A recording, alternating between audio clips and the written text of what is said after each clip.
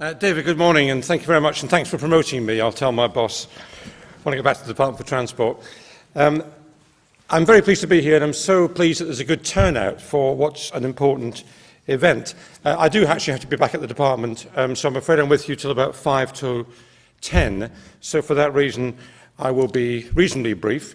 Although when I first arrived in my department, I was given a wad of paper which was called a brief, which was 10,000 words long. So the definition of brief in the government is perhaps not the same as your definition of brief, nor is it the same, I should say, as Salvador Dali's, who has the record for the world's shortest speech when he said, I will be so brief I've already finished. I'll be somewhere in between those two extremes. I'm very pleased to be here for Facing the Future in Hard Times, which sounds like a difficult title for a conference, but I hope it's one where we can grasp the opportunity rather than just see the threats which may be there on the horizon. It is about driving efficiencies, and when I mean efficiencies, I do mean efficiencies, not simply a smokescreen for cuts. We can get efficiencies in our operations. And part of this, I think, is moving towards a new model. It's about moving towards a model of localism where there isn't micromanaged control from Westminster, from the Department for Transport, in terms of what happens on every single road in the country. It's more about how local councils can themselves empower themselves, take on responsibilities and find new ways of working, including, very crucially, with the private sector. And that's what I want to reflect on this morning. So that move towards localism, I think, is not a threat. It's a good opportunity to change the way we run our country for the better. So the Department of Transport, of course, is keen to help with that and to facilitate. We recognise, of course, the importance of highways, 250,000 miles of roads in our country, the single biggest transport asset we have. Obviously need to be well maintained, and obviously there's a big bill that goes with that. So it's important that money is not wasted, and it's also important we keep the asset in good condition. And as you'll know from around the country, the asset condition varies depending where you are. The local authority practice varies according to where you are. And what I'm keen to do is to try to drive up practice overall by ensuring that the information that some have collected and used, put to good use, is actually spread more widely. So today I'm very pleased to be able to formally launch the Highways Maintenance Efficiency Programme. I think this is a big opportunity for all of us to improve performance and to save money at the same time. This is a £6 million programme designed to improve efficiencies and maximise returns on investment in local highways maintenance through research and development of products for local authorities. Working in a smarter way is precisely what the programme is about, because it encourages, supports and enables close collaboration and improved coordination between the public and private sectors. It will capitalise on and promote existing best practice and provide practical and deliverable solutions for local authorities through case studies, guidance and toolkits. It will also signpost local authorities to key partners who have undertaken some excellent efficiency work to date and are already reaping the benefits, both in terms of the condition of the highway and in terms of the bottom line.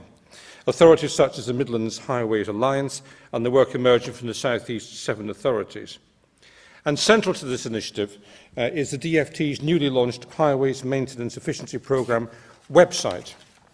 Now, over the coming months, this will include case studies, guidance, toolkits on areas such as procurement, contracts, asset management, and opportunities to share services. And you can check it out on the DFT websites there now. In the coming months, the programme will produce a variety of products to support local authorities. These will include the following: standardised contracts, best procurement practice, guides on asset management and shared services, common design standards, lean management techniques, benchmarking tools. But I want to make it absolutely clear, yet again, that the DFT were very willing to help, but we are the facilitator of this. We are not the micromanager of it. This programme will be sector-led by our local authorities, by the private sector, and it will be stronger as a result of that. So working in partnership, the local authorities and private sector companies who determine its scope and shape its content will be the ones who are in control. This is a new way of working, as far as I'm concerned, a big opportunity to work together on the same side, rather than sometimes you get the impression that local authorities and the private sector are on the opposite side. We're not. We shouldn't be. There is a common goal here which can benefit all if we deliver highway maintenance in a good way. So through this sector-led approach, the ambition is that the new public-private sector delivery models will emerge. As highlighted by the Infrastructure UK report, we need to rid ourselves of the wasteful and inefficient practices of the past and have a more collaborative approach to the future. So on that note, let me just say in passing, I thank the full commitment of the HTMA members to the efficiency programme. This is a good example, in my view, of the private sector stepping up to the plate. But this efficiency programme is not just for practitioners. It's also for elected council leaders, elected lead members, council chief authorities, chief executives of council authorities. The key to any efficiency programme is achieving a sustained and positive change. While the programme will develop the practical products to help highway practitioners, the focus will also be on senior local authority decision makers.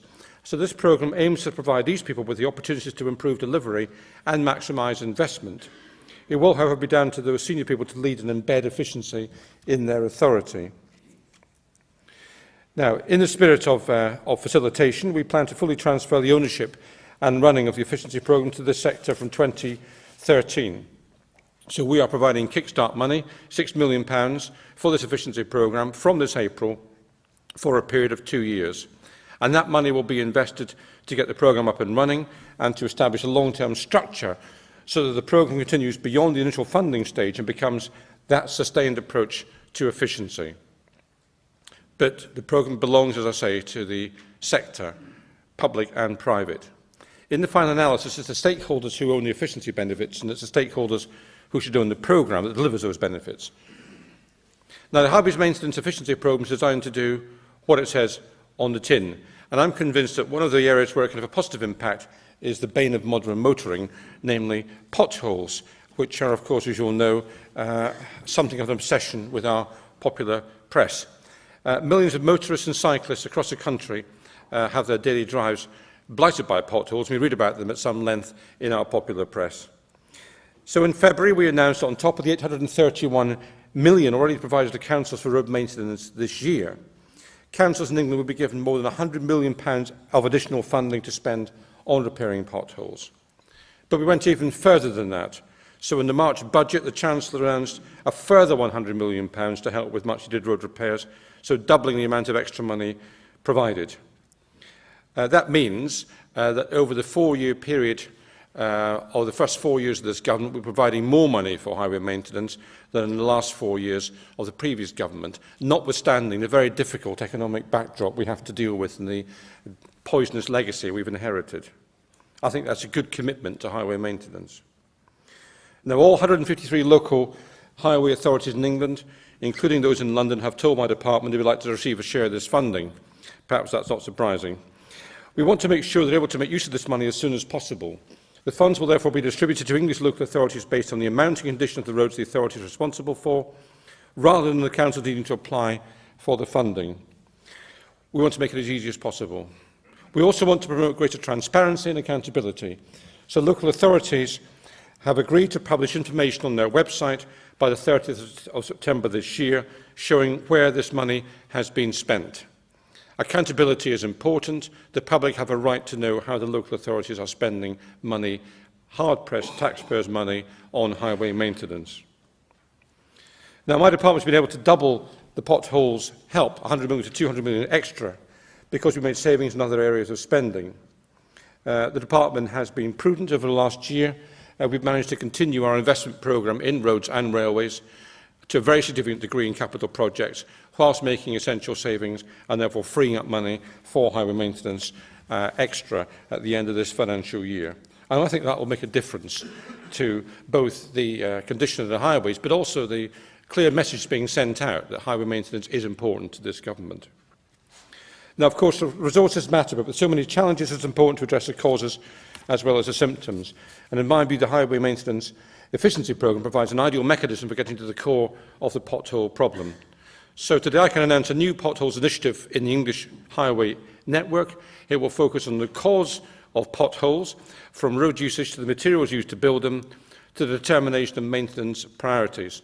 This initiative will offer local authorities practical and sustainable solutions, ones that will mitigate the impact of potholes and drive better investment decisions. We want to make sure money spent is money which is well spent and not simply money which is there to fill a hole, which then has to be filled again very shortly afterwards.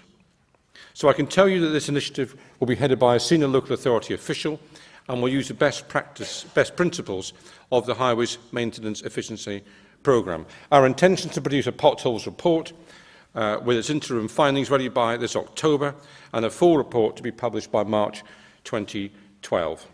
Along with our extra funding, this initiative will improve the driving experience of the millions of road users who are fed up with having to continually battle against the menace of potholes, and I hope will give some help and relief to hard-pressed local authorities as well.